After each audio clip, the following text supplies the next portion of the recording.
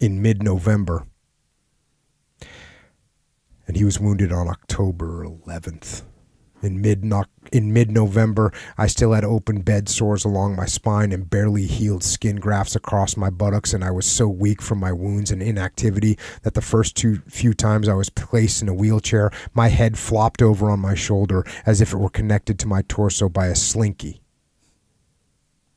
At less than 60 pounds, I was so emaciated that I did not recognize myself the first time I was wheeled by a mirror, and I automatically reached for my face to make certain that it was mine.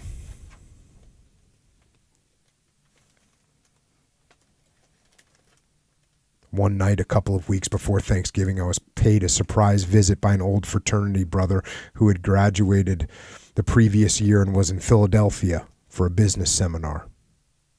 Jeff and I had been close in college, but our shared experiences had been carefree and joyous, and I was ill-prepared for the tears that streamed down his face when he first saw me as he was from my grotesque condition.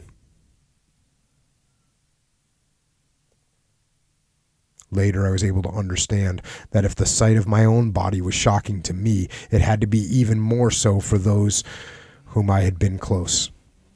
And I wondered anew why Toddy would want to remain with me.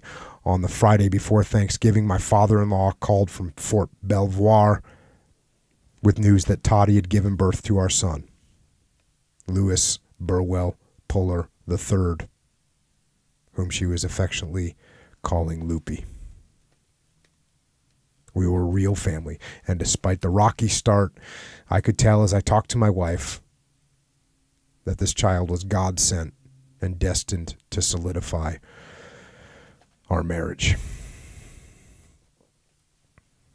So, I mean, everything that we take for granted, he can't even go to the birth of his child.